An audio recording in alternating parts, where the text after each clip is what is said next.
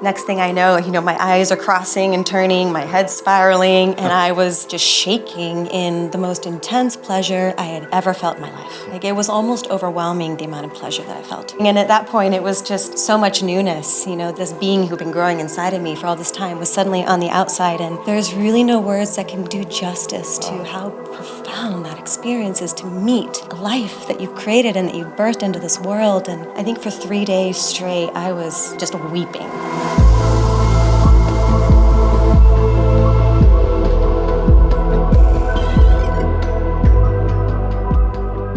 Well, 2 years later, we are here.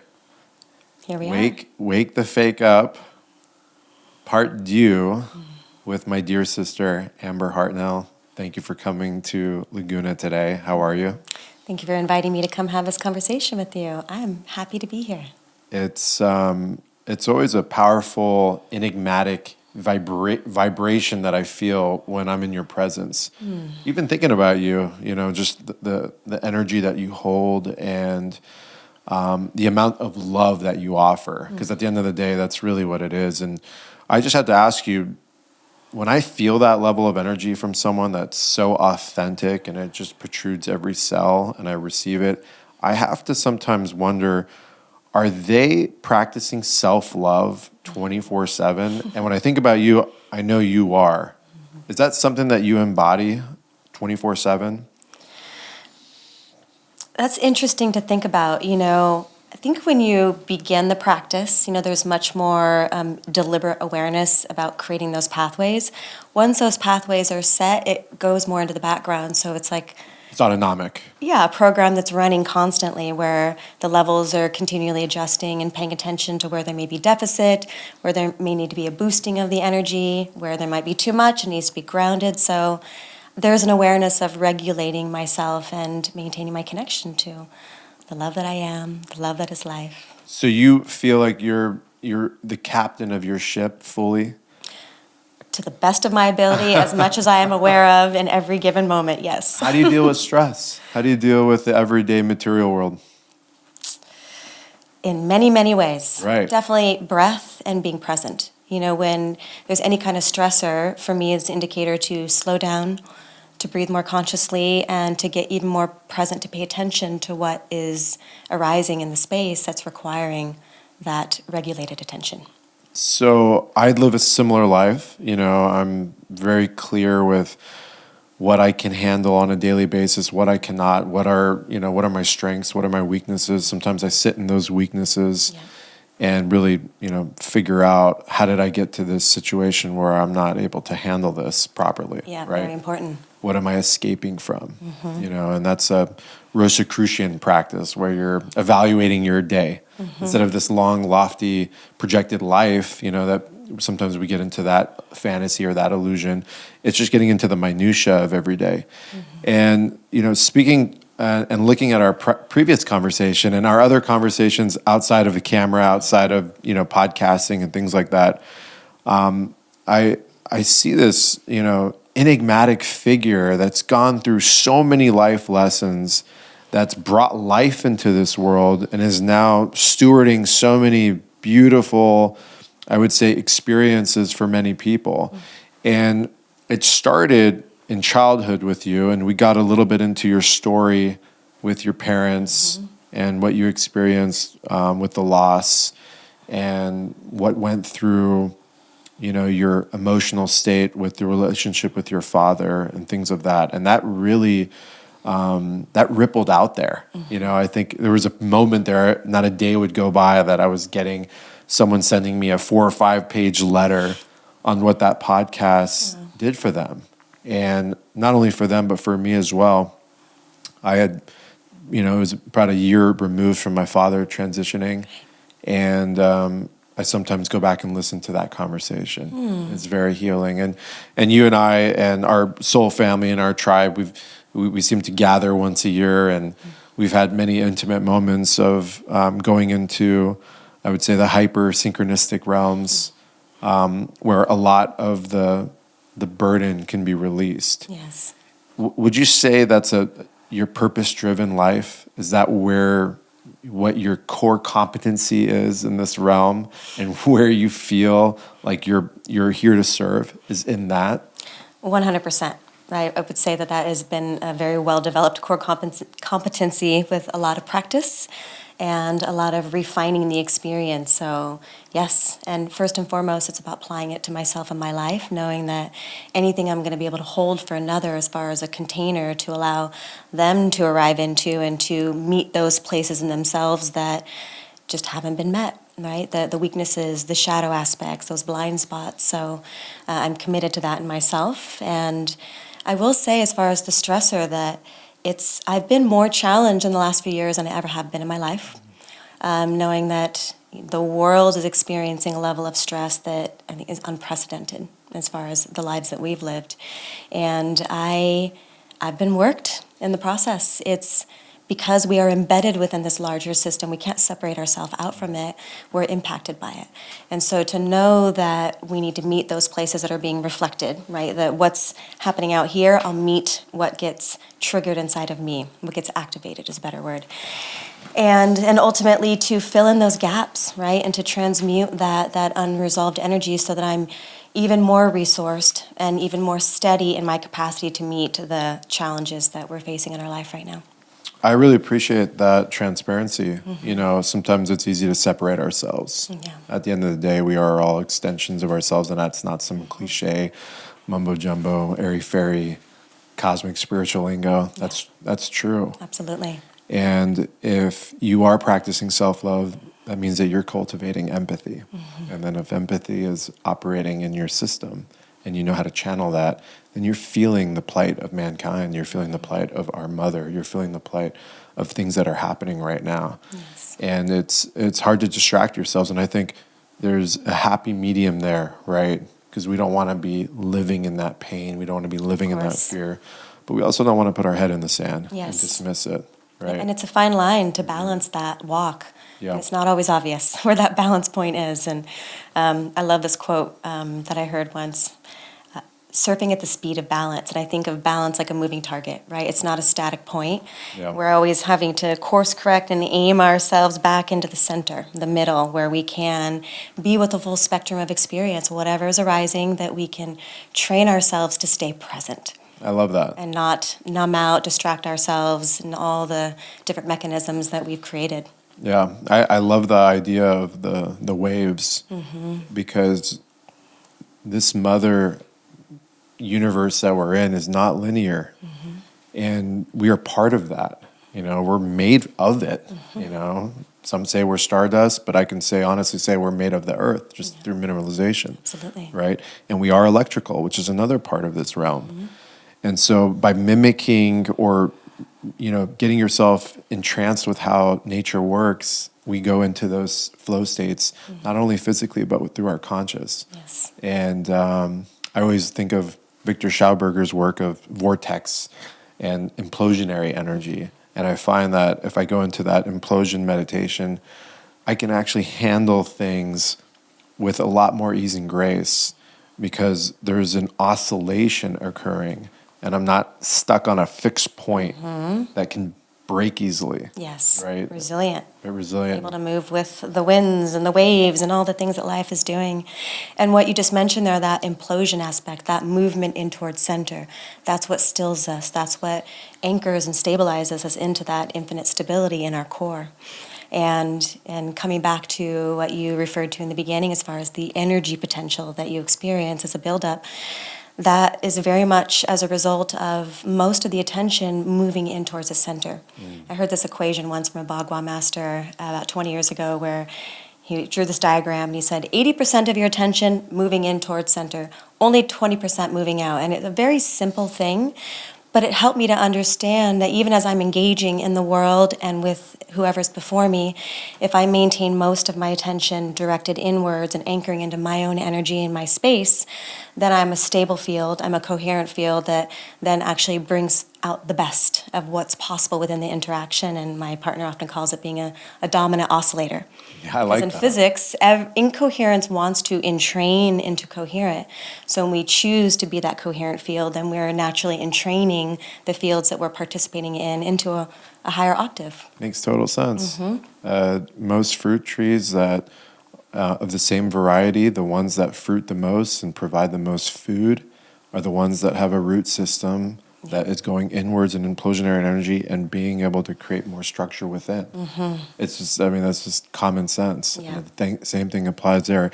I think this is a great segue. We're talking about implosionary energy and energy moving in, going towards the orgasmic birthing, right? And so I'm sure there's a lot of people that are listening to this that haven't listened to the first episode. And I'd like to talk a little bit about that because I wouldn't say that's your claim to fame, but I would say for your own self, that was a pivotal moment in your life. Yes. And I did a little bit of research on orgasmic birthing, and I don't know if this data point is right, but they say less than 0.5% of women have been reported to have orgasmic births. This has been reported by, some midwife, I don't know, some kind of information gathering system by midwives. 0.3% actually. Wow. Have you heard of that statistic? No, I haven't. Okay, so Wow. that statistic is floating out there. Tell us and tell everybody what happened and what was that experience like on a really granular level? Yeah, I'm happy to share. Yep. So often, just to know when I'm looking away, I'm accessing Of course. some memories. So Yeah. So my birth. Well, first of all, I'll say that I went into labor 3 weeks prior to giving birth. I actually went into labor close to my initial due date, and then realized that my husband at the time was not feeling well. And so the moment I realized that, it shut down. And then he waited 3 more weeks before he decided that the next window was open for him to come. So it was technically 3 weeks after my due date. You controlled that. I wasn't conscious, but Okay. I was excited. As soon as the labor began, I was so excited it was happening. I was ready. Is your first child? This is my first child. Yep. And then I went in to go let my husband know that it was happening, and he suddenly just got really sick. And whereas a couple of hours ago he had not been feeling sick. And when I realized that he was sick, something inside of me just instantly stopped the labor. What do you mean by sick?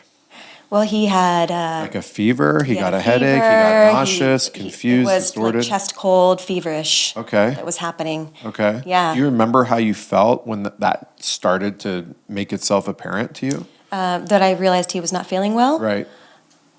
There was just an awareness that this is not the time. Okay. So you actually is- acknowledged that. Yep. Okay. Yep. That I didn't want that to be happening while he was sick. Okay. And again, it wasn't that I decided to stop the labor. It just suddenly stopped, and I was a bit surprised that it did. I thought it might pick back up again, but 3 weeks it took before he was ready to come.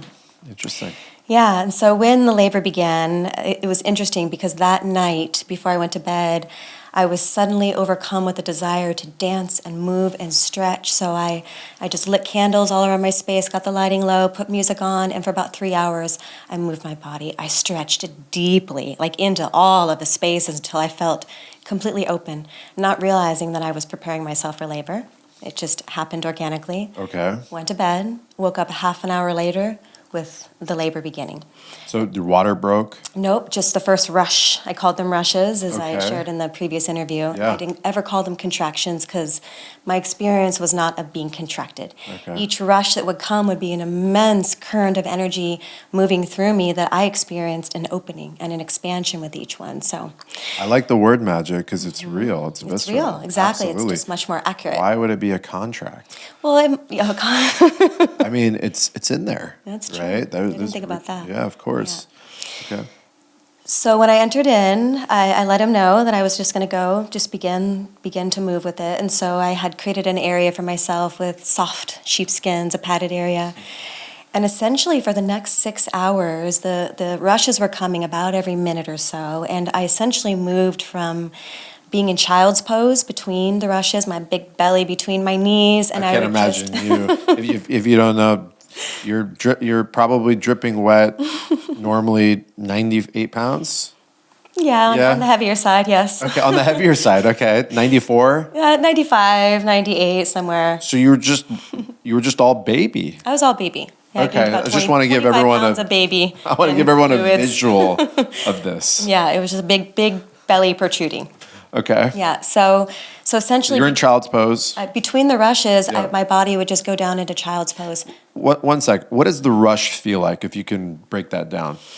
The rush felt like, again, a current of energy moving in through my body, and it would just begin to naturally spiral my body. As it made its way down? As it made its way through. Yeah, Okay. down and through. Down and up. I was following both spirals in both Okay. directions. It Okay. wasn't just one directional. Got it. And then expanding from there. Wow. So yeah, so I would be in the child's pose, and that experience was of gathering of energy. So in those quiet pauses between the rushes, my experience was of like drawing, collecting, pulling in the energy from the farthest reaches of the universe. It felt like I felt that expanded, and pulling it into my core and stabilizing. And then when the rush would come, my body would automatically rise up on all fours, and the spiral would just start. And it would move from my pelvis all the way up through my head. So every part of my core was just spiraling, breathing, moving the energy until it completed. And then my body would rest back down again. Is into this child's something pose. that you had consciously practiced? No. Or was it something that you just embodied in those moments? Everything that I experienced in my labor and birth was all spontaneous. Okay. So you were along for the ride. I was along for the ride, Yeah. and one of the guidances that came to me when I first became pregnant was to not fill my head with information, to not read books, to not study, to not actually.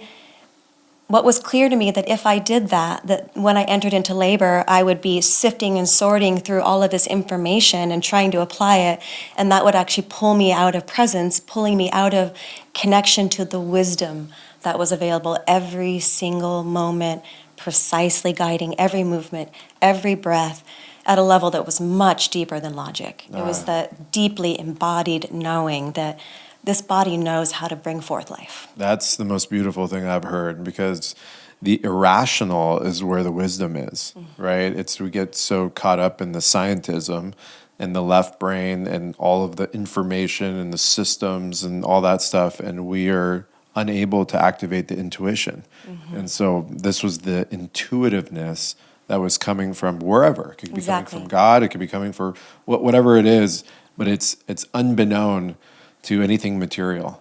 And it was completely unimpeded by that information. And, there's a place for all of that. We appreciate the value of science and the information, and there's places where the application of that, it does more harm than good. For sure. And I think in the birthing field to be one of them.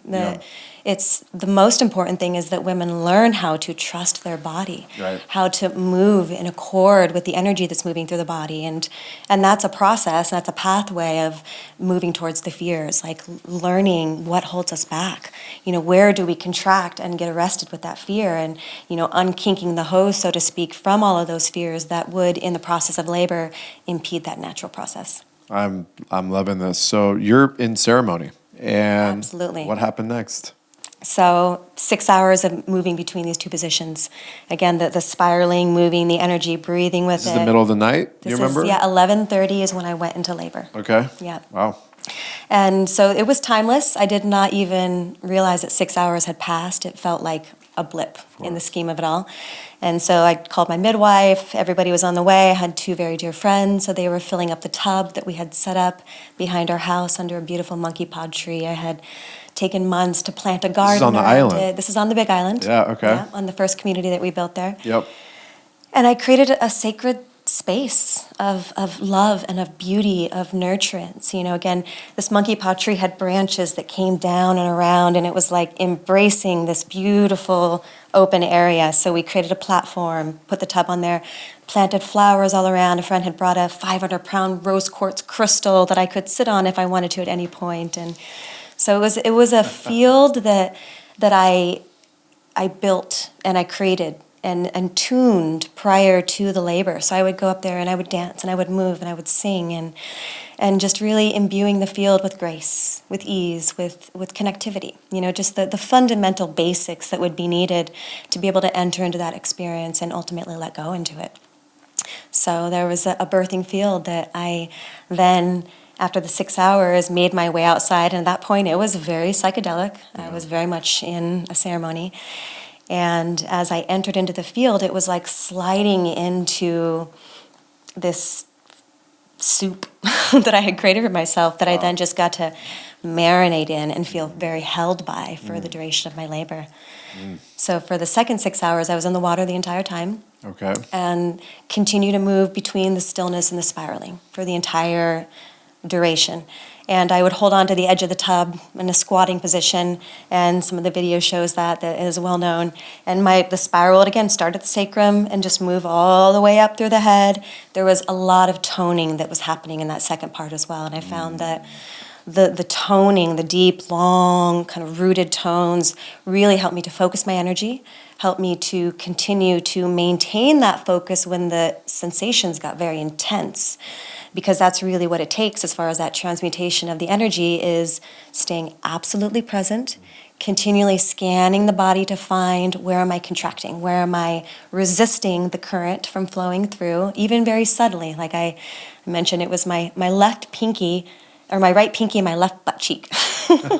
They would just slightly start to contract, and so I had to keep just melting open, while then diving attention straight into the epicenter of intensity. Wow. And continue to dive into it. And you're humming and toning. And toning, like and I'm vagus breathing. nerve, Exactly. Everything, your old spinal column's vibrating. You're Yep. just one acoustic, creation. Yes. Right? Very Okay. much so.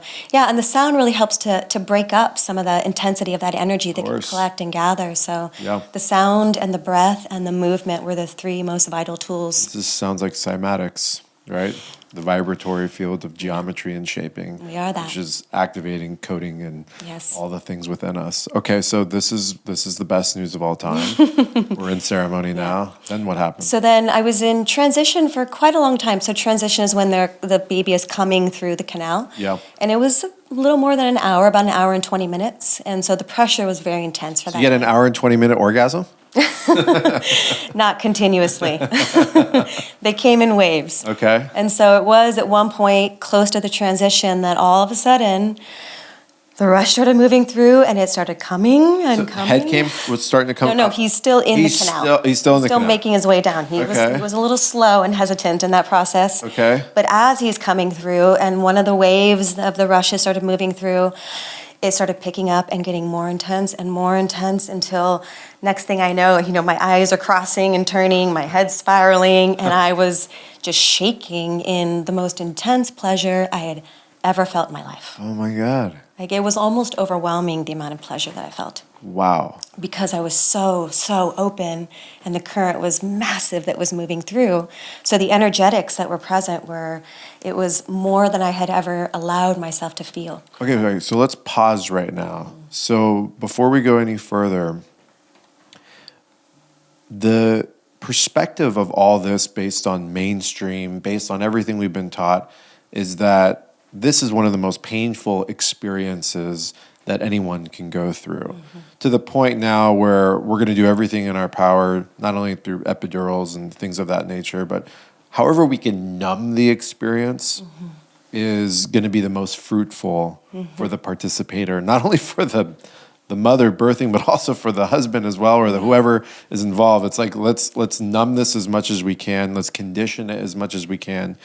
And I've always had clarity that level of consciousness is removing us from so much up-leveling within our inner and outer worlds, as you can hear right now. And I'm sure you can speak way more eloquently than I can in terms of what evolution happens epigenetically. I mean, we can go on and on.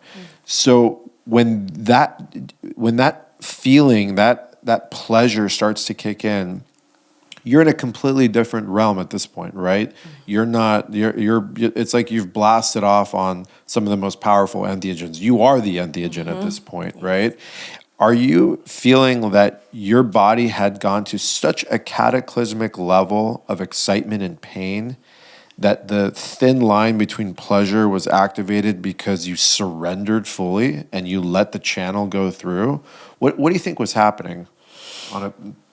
So there's a few things there I'd like to break down. So to speak first to culturally this idea that we need to numb ourselves away from the feeling of pain, right, of intensity, that it's so much bigger than birth, right? So I think culturally it's been so programmed in that when we experience what would be considered to be pain, most tend to distract themselves, numb themselves, do anything they can to not feel Escape, it, to lessen it in some way, right? Yeah. Whereas, as I've often described it, the pain is really just energy with nowhere to go. So if we can then train ourselves to move in and towards that, what would be considered pain, which I just call intense sensation, because we can qualify it any way. Sure. If we can learn how to be with any level of intensity and stay present and feel it, it will keep moving and opening. And then it's no longer something that's collecting, that the energy is hitting up against that point in an attempt to open it. So that's why I call it the unkinking of the hose, so to speak, right? The unkinking of the channels that allow for the energy to flow all the way through. Like when someone stubs their toe, if you just sit there and contract and hold it in, it's going to be a lot worse than what I do is I run around and move and and shake my body and allow it to go somewhere. Exactly. Right. Yeah, when my children would, hit themselves or get a little injury, right away, just like, move it through. Look at that. Oh, you're just fine. Yeah. Yeah. And that is the case with, whether it be physical sensation, it's also applicable to emotional, like on any level. Yeah. It's training ourselves to be present with the feeling of what is alive and moving through us, and learning to embrace it and learn from it as well, because often there's teachings in that process for us too. So there's that. There's needing to train ourselves to be able to move towards pain. Were you ready for that? Did you know you were ready for that? Is that something that you had planned through your previous work in this life? And I would say that would be another one of my core competencies that I had developed over a long period of time. So I also want to acknowledge that what was relatively easy for me in this experience was made possible through, well, at that point, probably 15 or so years of deep practice in this mechanism of training and teaching myself how to move towards the feeling and the sensation and to stay with it and to move it through my system. So, and that had started earlier in my life with the traumatic experiences of immense amount of pain that I had no control over, and learned very quickly that I couldn't get away from. So there was inner guidance that turned on that began to teach me from the inside out how to do that. Right, that's beautiful. Yeah. I appreciate you saying that, because I know some people could get offended or they could feel judged, and it's not something that you're pointing a finger at them and saying this is the right way. Of course not. No, it's just this is what has been offered into your realm through circumstance and karma and fate. And instead of resisting it, you let it flow through you, through the work. And this is a profound example of how that work and how that practice manifested into the next part of the story, which is, the orgasm getting more intense. And at that point, did you realize you were having an orgasm? Well, yes. It was quite obvious. It was quite obvious. Okay. So was it like, you're like, oh, I know what this feels like. Yeah, well, and there was no physical stimulation of any type. It was purely energetic. Yeah. But it was a surprise. What was happening? Do you think something was pressing on a spot in your body? Was there, have we looked at what's happening here anatomically? I know that there are people that have, and I know the producer of the second documentary that I was a part of, Orgasmic Birth, that I know she's gone into some of that. And there is physiology, there is certain points where the baby's head's coming down, it is pressing up against, there's various points that can get stimulated. When they began, baby was definitely not low enough to be pressing up against any of those points, but certainly my cervix was dilated and expanded, so perhaps that could have been it. It felt mostly energetic to me more than anything. It was the immensity of energy that was pouring through that was moving me and animating me at that point. So you're hurtling to the moon, or do you remember what the cosmos looked that night out on the island? Or you're... Well, I was under the tree, so I wasn't looking up at the stars. And honestly, my eyes were closed for most of the labor. Got it. Because my attention was very much centered inward and paying attention to what was happening and maintaining that focus. And actually, that's one of the moments that I experienced, along the way when I was in transition. Because mind you, I hadn't slept. I'd slept a half an hour because and so my labor was 12 hours. So I hadn't gotten a good night's sleep. So getting close to the end of the 12 hours, I was tired. Like it felt like running a marathon. Wow. I was like, I could just use a break right now and I could just use a rest. And that was happening in between the rushes at that point. So I'd spiral and then I would let myself lay in the tub in the water and just float. And at that point, I was just expanding. And, I had the experience of stars, space all around me. I felt that big in my awareness. And then when the rush would come, it would start to create this cosmic momentum that felt like the stars started spinning and spiraling until it was able to move all the way down through the pinhole of my head, which is how I perceived it. It seemed so tiny from that perspective. And then that was manifesting as a push. Yeah. Because there was at a point where I was consciously pushing, like, okay, now we're pushing, we're doing this.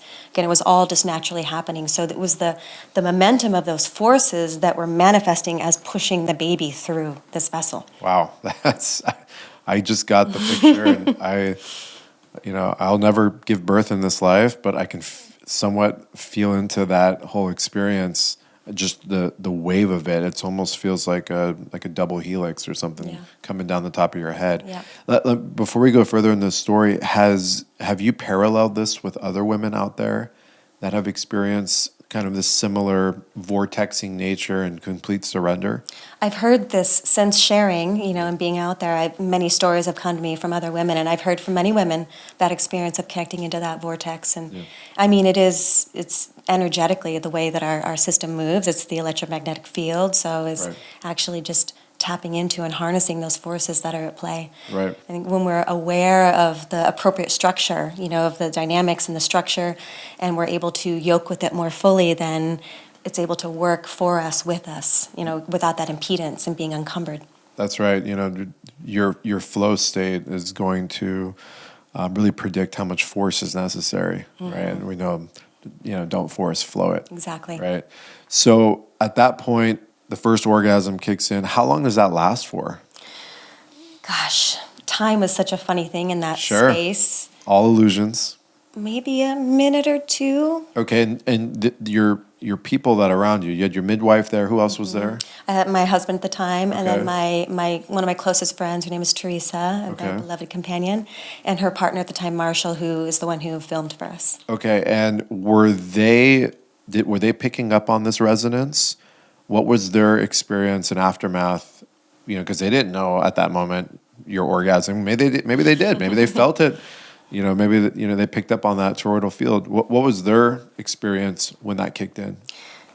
That's a good question. I don't know what their experience was when that kicked in. We definitely bring him in here. I want to ask. No, let's have a conversation about it. We definitely spoke. Group orgasm. May everybody be blessed. Remote by viewing, the energy. remote viewing orgasms. Yeah. Yeah. I mean, we definitely just reveled afterwards, marveled in the beauty and the power of the experience that we all got to share together. And everyone was so respectful of my space. The midwife was back. She really just let me birth. Came in at the end to support in that transition period where it was all new, and certainly in the birthing of the placenta, which was a whole nother thing. We'll get there. So all these hormones are kicking in: estrogen, progesterone, prostaglandins, oxytocin, right? And you have a background in health and wellness and nutrition and understanding the cosmic body and the material body. But all that was put aside in those moments. You were just one with nature. After the first orgasm, was the baby starting to make its way down the canal? Yeah, he was already in transition at that point. He was already in transition. Okay, so walk us through the next step. Okay, so this just continued, and there was a couple of more of these. I called them rolling orgasms because I was... Rolling orgasms. Because I was in a state of sustained ecstasy. Yeah. Like the whole experience was quite pleasurable to me. Was it sexual? No. Okay, so it was just pure, utter bliss, God molecule, like vaping out on Bufo alvarius, like just the purity of one source heaven, God. That was the experience. Okay, all right. Absolutely. Fantastic. Yes. Okay, maybe I know what it feels like. Yeah. Okay, so keep going. Yeah, so moving between those, the stillness and the spiraling. So there was a couple more rounds of those rolling orgasms. And again, I called them that because it was this distinct energy that picked up and picked up and picked up and kept rolling and rolling through until it let down. So they were more distinct events amidst the sustained state of ecstasy. Wow. And then what happened? It's just this like never-ending wave. So then he started coming through, and I, at that point, flipped so that I could push my feet, against the surface, and then he began to come through, and the midwife helped bring him out. And we let him come out into the water. And so we let him stay. In darkness. And in emerging from the smaller body of water of the womb into a slightly larger body of water, which also was part of why I wanted to birth into the water. It felt like the most gentle transition that I could offer into this world for him. So we let him stay under the water for a minute, and he just kind of hovered and just began to open himself, because they come out all curled up. And so just like a blossoming, which was really beautiful. And then he went to breathe, and we lifted him out in that moment and brought him to the breast. He began to suckle, rubbing him, all the things you do, and the new one's coming. And at that point, it was just so much newness. This being who'd been growing inside of me for all this time was suddenly on the outside. And there's really no words that can do justice to how profound that experience is, to meet a life that you've created and that you've birthed into this world. And I think for 3 days straight, I was just weeping. I could not have anticipated the depth of love that I could feel for this creation. And I thought I knew what love was before that, and I was floored by the experience. Thank you for that. That hit me really. I can feel the vibration in my body. One of my good friends, he always tells me that, you have no idea what it feels like till you have children. You don't know what love means, and it changes everything in you. It does. And for you to have that level of connection, no numbness, actually the opposite of what the mainstream is. And we're not taking shots at anyone. This life is, of course not. This is all part of the system. These are stories that people have experiences with, and that's why we're sharing it. But for you to be at that level of presence, dielectrically, like every cell in your body, part of the process, the awareness, the feelings, the emotions, the intensity, the pleasure, the pain, the sadness. I'm beyond ecstatic for what that has done for you and your relationships everywhere in your life. And from that, what did you take from that? Where did that catapult you in your awareness of self and what you had to offer the world? Wow, so many things here. Right? That's a lot. Well, first of all, it definitely upgraded my nervous system. My capacity to experience the pleasure of life. My dear sister of mine, Saida, coined this term omni-orgasmic. And I love that because it's what began to happen after that. It was like pleasure was a hair's breadth away, and every moment became my experience. And there was more that I could receive from the richness of each moment than I was previously able to before. So just bringing me even more into connection with life, into the beauty and the richness and the receptivity to allow that current of life to move all the way through me. And that fundamentally began to inform me, as to the transmission of being that I'm here to be a model of, a way of living in accord with that creative current. In so many of these interviews I've done around birth, I've shared very freely, I'm not an expert on birth. I never claimed to be. I simply had this experience and have shared it. It's more of a fundamental life transmission because, as I describe it as that current, birth is creation emerging into form, moment by moment, and it does so through an infinite variety of means, right? So whether it's birthing a child, making love, dancing, making a meal, again, it's endless. What I'm interested in and what I have to share about is that fundamental relationship with the creative current. Right. So how much we can allow ourselves to get out of our own way to allow that current to animate us, to guide us, into the sweet spot of who we're meant to be and how we're meant to express as our fundamental contribution to this world. So it seeded me firmly into my essence, into my knowingness of that if I just only be this as an example, that's more than enough. And so from there, I'd take all pressure off of having to do anything because it's actually the transmission of being that's a very clear, that's what I'm here for.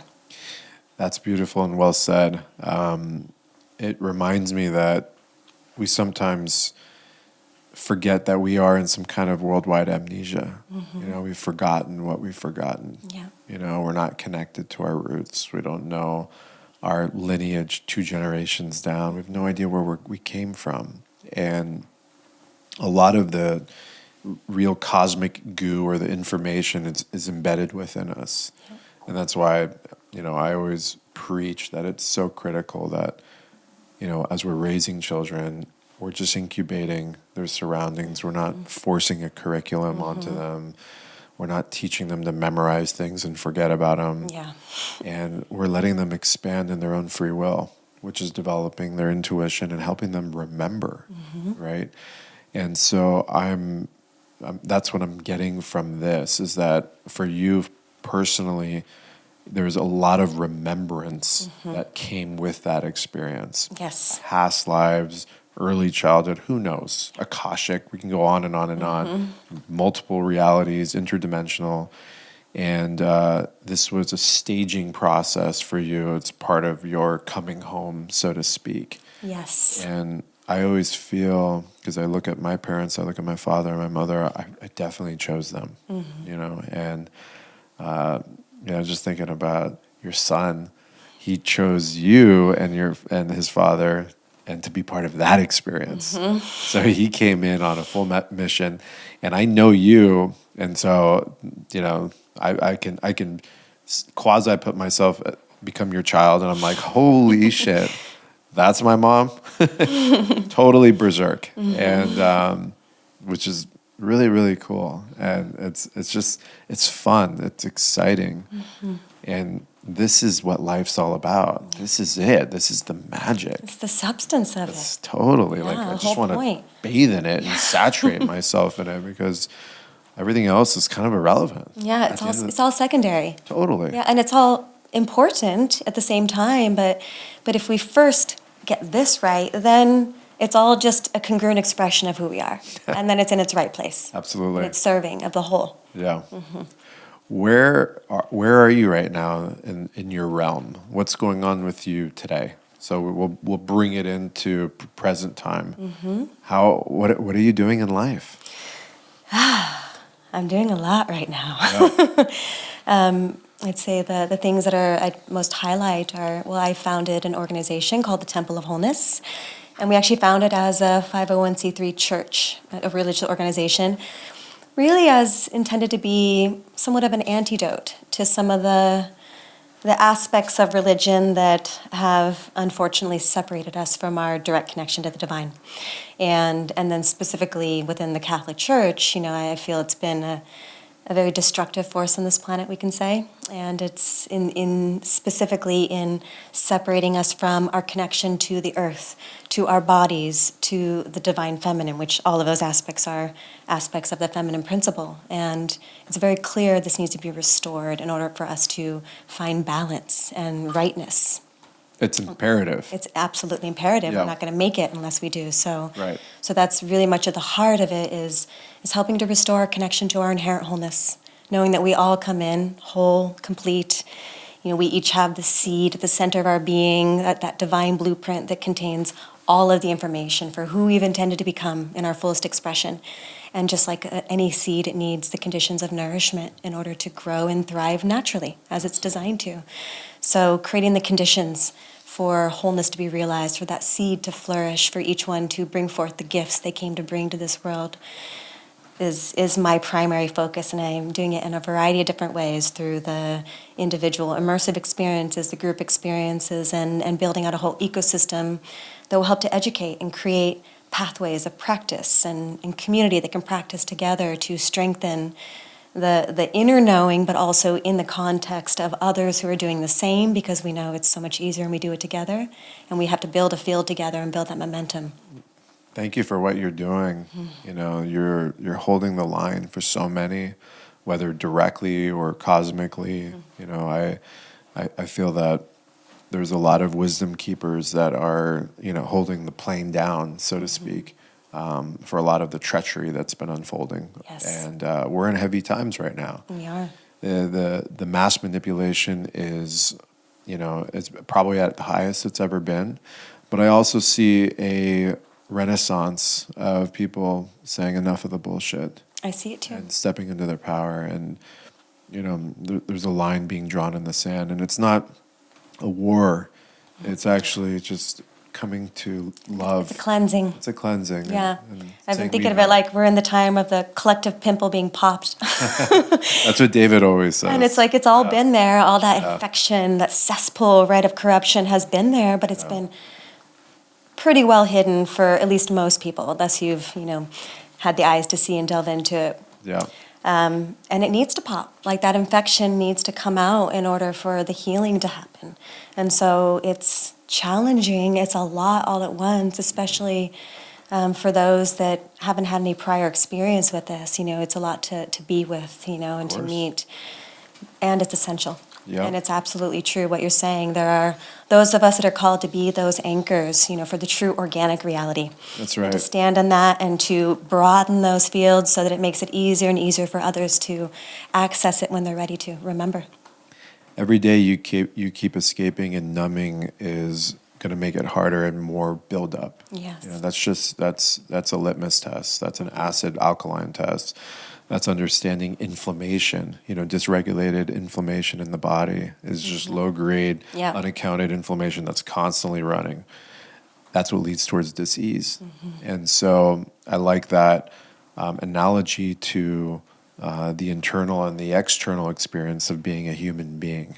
And we got to get out of the doing and all of that.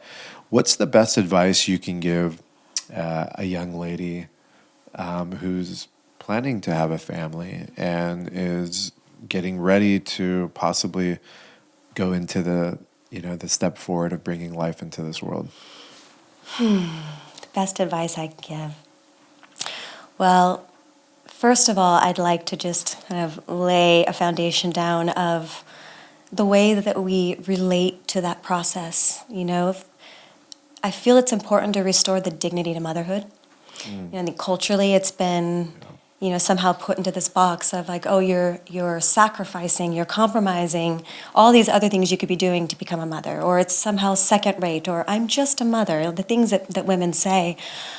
It is, to me, the most important position that you could fulfill on this planet, to bring forth life and to nurture it in a good way. I mean, that's the next generation, We wouldn't be here. It's existential. Like it's part of this reality. Yeah. So first to relate to it with so much dignity and reverence and honor, that it's an honor to be a vessel to bring forth life. And then to do the work that's needed to root out those fears, to find what's been passed on that you've taken on as far as belief systems that, would interrupt that natural process, and cause that contraction and fear when the system would actually like to dilate open in expansion. Right. I love that. I've been speaking on the follies of the New Age medical system, and which is actually draconian in my perspective of how people are giving birth and all this. And again, I say this without judgment, but I've just seen so many issues and so many problems come about. And there's a lot of technical aspects that we can get into. I think that might be a later conversation. Or I actually have a really incredible midwife that's going to be joining me pretty soon. And we'll probably get into She be the one to share about all this for sure. She'd be the one. But at the core of what you represent and what your embodiment is really the nucleus of how to go about all of those intangibles. This gnosis that you are your own medicine woman, that you are the channel, that you are the God embodiment of bringing life into this dimension, whatever this world is. And it's for you to unfold, not from anywhere else, is the key. Yes. And that right there is the ultimate level of self-sacrifice and self-love and the definition of empowerment. I don't see anything else in this world, and I'm speaking as a man, I don't see anything else that trumps that in any way. I don't know of anything either. Yeah. So I really appreciate you always with the clarity, the crystal clairvoyance that you offer is received by anyone in your field. And it's just nothing but reverence on my end and our entire tribe. So we love you. We love you, and we support you fully. And I can't wait for more unfolding and more experience with you. And if you don't know Amber personally, but you want to learn more about Amber, what's the best way that people can find you and communicate with you? Obviously, we're gonna put this everywhere. This is gonna go everywhere, but how can they find you? 2 ways. So I have my personal website, amberhartnell.com. And that's more of my just personal art kind of offerings. I definitely have some embodiment support and offerings there. And then the main place that I'm serving is the Temple of Wholeness.org. So that's this organization I've created. We're building out a whole ecosystem, and I'm creating a collective of wisdom transmitters, as this is clearly meant to be a collective of many people who have a different lens, looking at the same diamond from different angles, and we need all the different perspectives to round it out and for it to be whole and complete. No, I'm in there. Yeah, you are. I love it. Templeofwholeness.org. And again, bliss you on your journey. And every day for me moving forward after even this conversation is going to be different. You know, that's the power of being so hyper present.